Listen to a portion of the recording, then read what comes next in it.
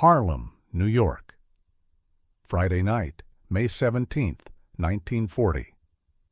The kind of spring evening where the air felt warm enough to trick you into thinking the city had softened, but the sidewalks hadn't. The sidewalks still carried that New York edge, hard, impatient, ready to punish the wrong look. Lenox Avenue was alive the way Lenox was always alive after dark. Music bleeding out of open windows. Men posted on corners like the corner belonged to them. Couples moving slow, pretending the city wasn't built to grind them down. Storefront lights buzzing. A street lamp flickering like it couldn't decide if it wanted to work. And near 138th Street, under that unsure streetlight glow, Ellsworth Bumpy Johnson stopped in front of a barber shop he didn't usually enter. Not because he needed a haircut, because he heard laughter. Not Harlem laughter, not joy, not music laughter. That sharp, mean laugh some men use when they think they're safe. The shop was small, 2 chairs, mirrors framed in chrome, a striped pole spinning outside like a little lie, clean, civilized, harmless. On the window, gold lettering, Murphy's Barber Shop, white-owned, in Harlem. And in 1940, that was already a statement. Bumpy stood on the sidewalk in his usual uniform of calm, dark suit, crisp shirt, tie knotted tight, shoes polished so clean they looked wet. He could have passed for a banker if you didn't know what bankers really were in New York. Inside the shop, the barber was putting on a show. His name was Patrick Murphy, 39, Irish, thick forearms, a face that always looked like it was halfway to a grin, the kind of man who enjoyed his job because it gave him a tiny kingdom, and for a few hours a day, people had to sit still while he held a blade near their throat. 2 white men were sitting in the waiting area, coats still on, hats on their knees, smiling like they'd paid admission. A young black man was in the chair, cape on, jaw tight, trying to become invisible. Murphy looked toward the window, saw Bumpy standing there. And Murphy's grin widened, not in fear. Something worse. Recognition without respect. Murphy leaned toward one of the white men and spoke loud enough for the sidewalk to catch it. "Well, look at that," Murphy said. "Harlem's prints outside my door." The white men chuckled. Not loud, not brave. The kind of chuckle that stays soft so it can pretend it didn't happen. Bumpy didn't move. He watched for 3 seconds, long enough to confirm it wasn't an accident, long enough to confirm Murphy wanted this. Then Bumpy opened the door and stepped inside. The bell jingled, and the room went quiet in that unnatural way. It goes quiet when something crosses a line, and everyone feels the air change. Murphy didn't say hello, didn't say evening, didn't say welcome. He looked Bumpy up and down like he was appraising livestock. Then he smiled, slow. "You lost?" Murphy asked. A small laugh came from the waiting chairs. Bumpy's expression didn't change. It wasn't fear and it wasn't anger. It was assessment. Bumpy nodded toward the empty chair. "I need a trim." Murphy's smile widened like the request amused him. "A trim," Murphy repeated, like the word tasted funny. He glanced at the other customers, at the young man in the chair, at the black men waiting, making sure there was an audience. Then Murphy said, "This shop is for decent people." He said it casually, like it wasn't a dagger, like he was stating a weather report. Bumpy stared at him in the mirror. Murphy leaned on the chair like he had time. "You want a trim," Murphy said. "Go uptown. Go to one of those colored shops where they do little designs." One of the white men laughed louder this time. Murphy enjoyed it. You could see it. His shoulders relaxed, his grin sharpened, because Murphy thought this was power, a white man in Harlem humiliating a black man in public and getting laughter as payment. Bumpy's voice stayed even. "I'm paying," he said. Murphy snorted. "Oh, you paying now?" Bumpy took out cash, set it on the counter. Not a negotiation, not a tip, a fact. Murphy looked at the money like it insulted him. Then he picked it up between two fingers like it was dirty. He didn't put it in the register. He kept holding it. Performing. Then he said, "All right." He pointed to the chair. "Sit." Bumpy sat. Slow. Controlled. Murphy snapped the cape around his neck tighter than necessary. Not enough to choke. Enough to remind. Murphy stepped behind him and combed Bumpy's hair once, rougher than a professional would. Then Murphy leaned down near his ear and spoke low. "You walk around here," Murphy said, "like you're somebody." Bumpy didn't answer. Murphy's smile twitched, like the silence annoyed him. Then Murphy raised his voice again, back to performance volume. "Let's see how you look when we take the pride off you." He reached under the counter. Pulled. Out clippers. Heavy ones. Not for a trim. For a removal. Murphy clicked them on. The buzzing filled the shop like a warning siren. The young man in the chair stiffened. One of the black men waiting shifted his feet like he wanted to leave but didn't want to be seen leaving. Murphy looked at Bumpy in the mirror. "You ever been shaved?" Murphy asked. Bumpy's voice stayed flat. "Trim." Murphy laughed. Then he placed his palm on the top of Bumpy's head and pushed forward slightly. Not violence, control. And Murphy dragged the clippers straight down the middle of Bumpy Johnson's head, a clean stripe, hair falling onto the cape like dark ash. The room froze, because everyone understood that wasn't a mistake, that wasn't a slip, that was an act. Murphy lifted the clippers and said, "Oops." Then he laughed. The two white men laughed with him. Murphy turned his head toward them like a comedian checking his crowd. "Look at that," Murphy said. "Harlem royalty, getting himself a crown." Bumpy stared into the mirror, looked at the stripe, looked at his own eyes. And he didn't move. No punch, no shout, no grab for a weapon.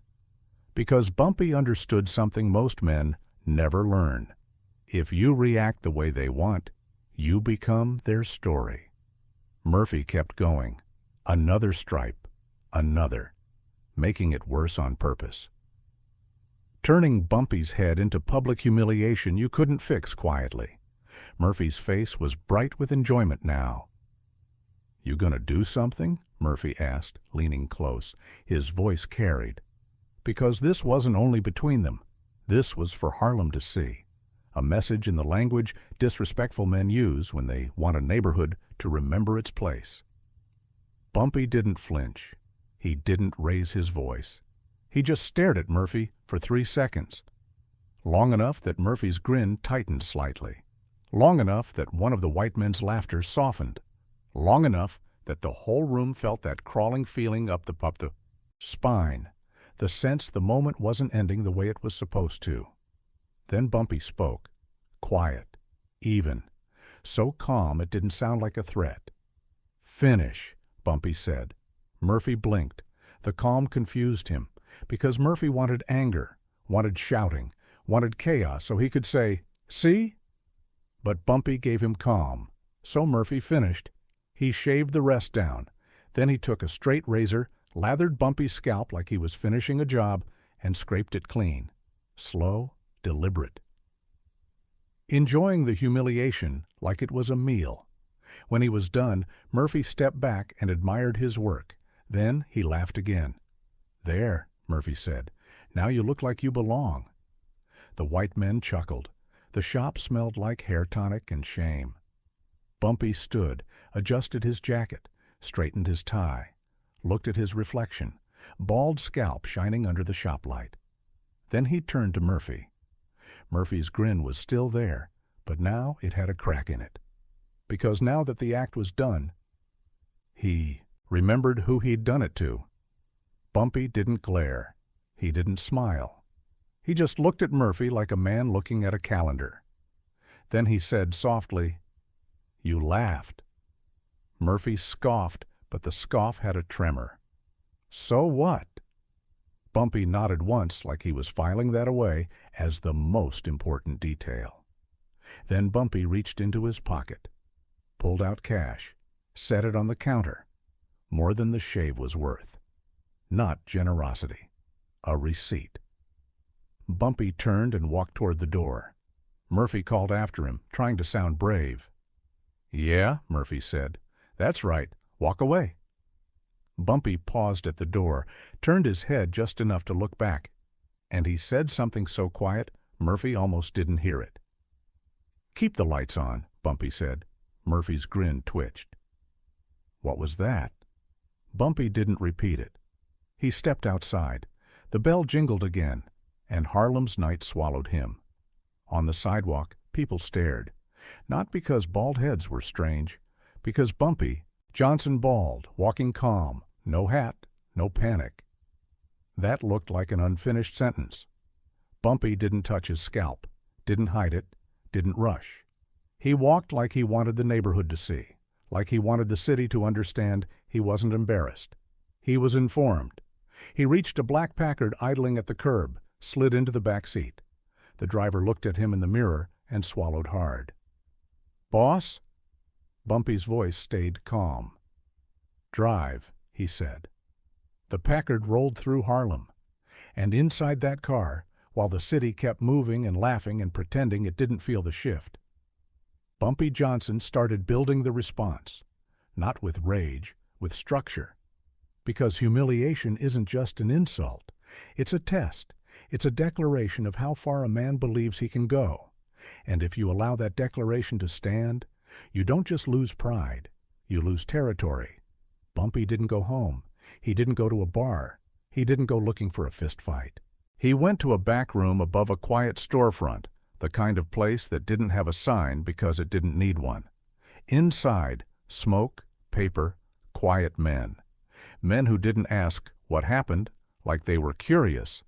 Men who asked what happened like they were calculating. Bumpy walked in. They stopped talking when they saw his head. One of them started to speak. Bumpy raised a hand. "No speeches," he said. He sat down. He said one word. "Murphy." One of the men nodded. "The barber." Bumpy nodded once. "He made it public," Bumpy said. Then he paused, and he laughed. The room went colder, because everyone in that world understood something simple. A man can disrespect you privately, and you can handle it privately. But when he disrespects you publicly and laughs, he's telling the whole street you can be touched, and that cannot stand. One man asked carefully, "You want him hurt?" Bumpy's eyes stayed steady.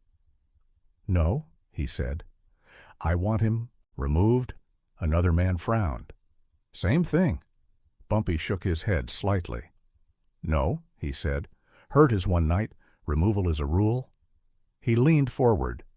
"By dawn," Bumpy said, "that shop is gone. Not burned, not smashed. Gone, like it never belonged to him." That's when they understood.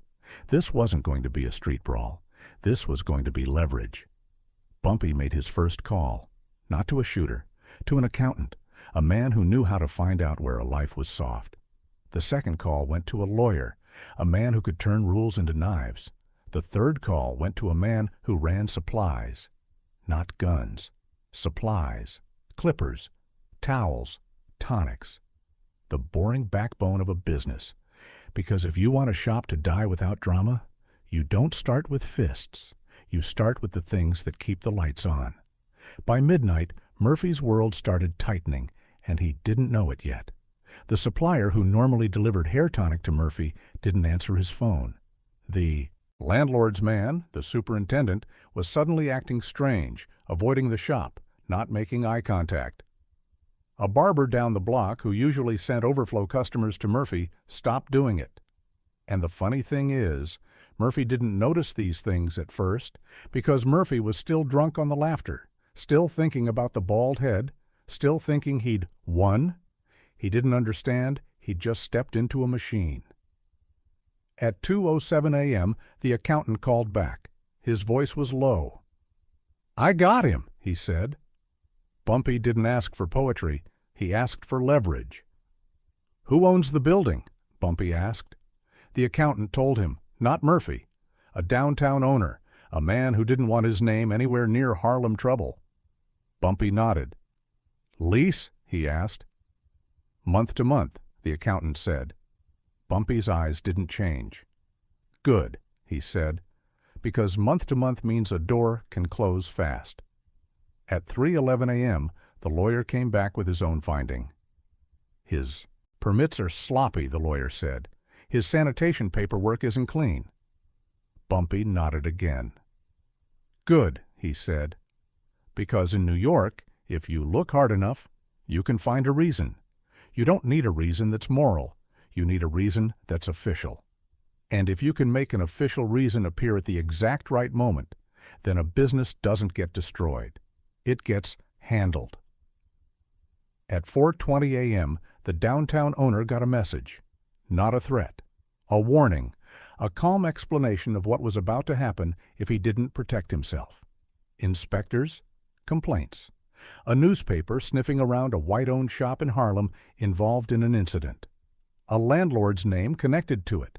A landlord's other properties suddenly becoming interesting. The owner understood. Because rich men don't fear violence the way poor men do. Rich men fear attention. At 5:02 a.m., Murphy's phone rang. He answered it groggy and annoyed. A voice on the other end didn't apologize for waking him. It didn't need to. "Patrick," the voice said, "this is Caruso." Murphy sat up. "Yes, Mr. Caruso." "Your lease is terminated," Caruso said.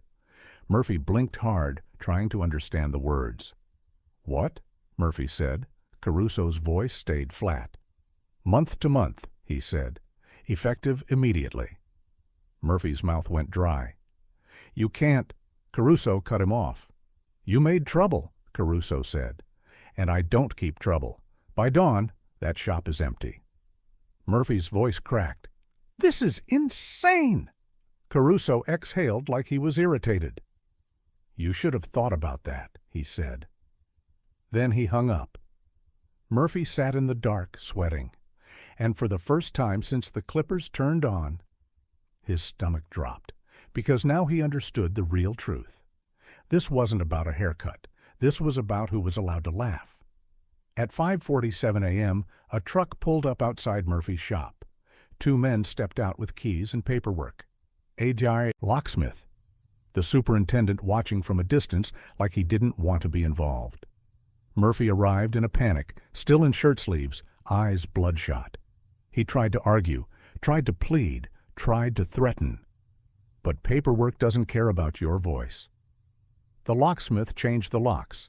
The door opened, and Murphy watched his own shop get emptied. Chairs carried out, mirrors removed, tools boxed up, the striped pole taken down. No smashing, no fire, no loud violence to bring the cops running, just removal, just erasure. People started gathering, Harlem people going to work early, store owners lifting gates, men buying coffee. They stopped and watched, not cheering, not celebrating, just watching the rule take shape. Across the street in the early light, Bumpy Johnson stood with his hat low, hands in his coat pockets, calm as stone. Murphy saw him, locked eyes with him, and in that look, Murphy finally understood what walk away actually meant. Bumpy didn't walk away because he was afraid. He walked away because he was building something. Murphy's lips moved like he wanted to shout something, but the words didn't come. Because what do you shout at a machine? By 6:31 a.m., the windows were papered over. By 6:45 a.m., the gold letters were being scraped off the glass. By 7:02 a.m., the shop looked like it had never existed. And Harlem kept moving, like the neighborhood had simply corrected something that didn't belong. Murphy stood on the sidewalk staring at the blank storefront like it was a grave. And the worst part wasn't losing his shop. The worst part was realizing how fast it happened, how clean, how quiet, how official it looked, as if the city itself had decided he was done. Bumpy didn't speak to him, didn't gloat, didn't perform, because the message didn't need a voice. The message was the storefront. Later, people in Harlem would tell the story the same way they told the Delaney story. Not like gossip, like weather, like a rule. They'd say, "A white barber shaved Bumpy Johnson bald while laughing." And then they'd pause, and they'd add, "By dawn, the shop was gone." And anyone listening would understand what that meant, not just about Bumpy, about Harlem, about leverage, about the difference between an insult and a declaration. Because in that world, disrespect isn't just personal, it's territorial. And if you let it stand, it spreads. So Bumpy made sure it didn't stand. He didn't answer it with fists. He answered it with the city, with ownership, with supply, with paperwork, with the invisible levers that make a business breathe. That's why it worked. Because New York can rationalize violence, but New York doesn't know what to do with consequence that looks official. A door that doesn't open, a lock that's changed, a name scraped off glass, a shop erased before the morning rush. Patrick Murphy learned that lesson the hard way. He thought he'd made Bumpy look small. He thought he'd made Harlem laugh. But Harlem didn't laugh. Harlem watched. And then Harlem learned the only part that matters. You can humiliate people when you think they have no leverage. You can do it when you think you're protected. You can do it when you think the neighborhood can't touch you. But when you humiliate the wrong man in public, in a city built on reputation, you don't just create anger. You create a plan. And plans in New York outlast nights. They become rules. That was 1940. That was Lenox Avenue. That was a barber who confused laughter for power. And that was the dawn where a shop disappeared so cleanly the block looked like it had never known his name.